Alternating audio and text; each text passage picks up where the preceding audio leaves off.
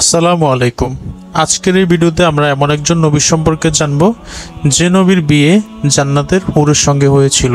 960 বছর বয়সে হযরত আদম আলাইহিসসালাম অসুস্থ হয়ে পড়েন। পীড়িত অবস্থায় তিনি বিভিন্ন ফলমূল খাওয়ার ইচ্ছা পোষণ করেন।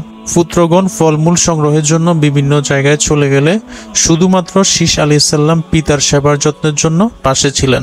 অন্যান্য পুত্রদের ফল আনতে দেরি হতে দেখে হযরত আদম আলাইহিসসালাম পুত্র শীষকে বললেন, তুমি অমুক পাহাড়ে গিয়ে দোয়া করো, তাহলে তোমার দোয়ার বরকতে আল্লাহ পাক আমার জন্য ফলমূল পাঠিয়ে দিবেন।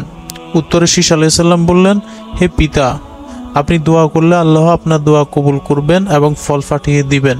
আদম আলাইহিসসালাম বললেন, গন্ধম খাওয়ার কারণে আমি ফলের জন্য আল্লাহর দরবারে হাত তুলতে লজ্জাবোধ করছি।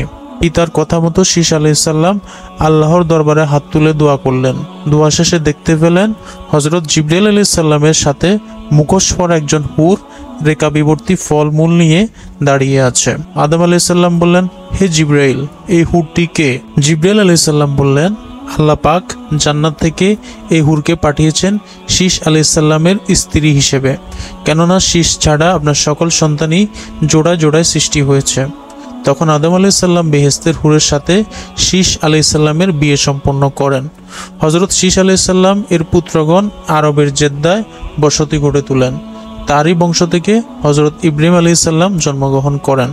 আমাদের প্রিয় নবী হযরত মুহাম্মদ সাল্লাল্লাহু আলাইহি সাল্লাম হযরত ইব্রাহিম আলাইহিসসালামের পুত্র ইসমাইল আলাইহিসসালামের বংশধর। হযরত আদম আলাইহিসসালামের মৃত্যুর পর হযরত জিবরাইল আলাইহিসসালাম জান্নাত থেকে মূল্যবান কাপড়, সুগন্ধি দ্রব্য এনে হযরত শীষ আলাইহিসসালামকে গোসল, দাফন ও কাফনের পদ্ধতি বলে দেওয়ার পর জিবরাইল আলাইহিসসালামের নির্দেশ মতো শীষ আলাইহিসসালাম তা সম্পন্ন করেন।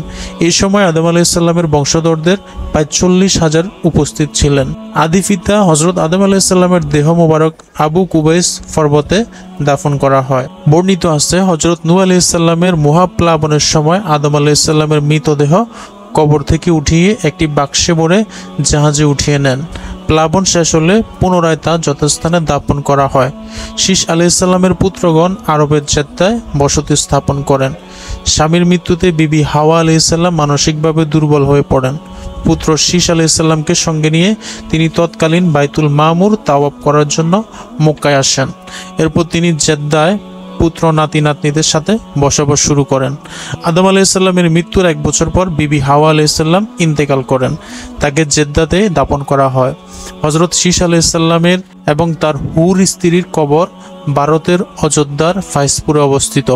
যেহেতু হুরদের মৃত্যু নেই, তাই ওনার স্ত্রী এখনও জীবিত আছেন, তবে তার পার্থিব কবর রয়েছে হযরত শীষ আলাইহিসসালামের কবরের পাশেই।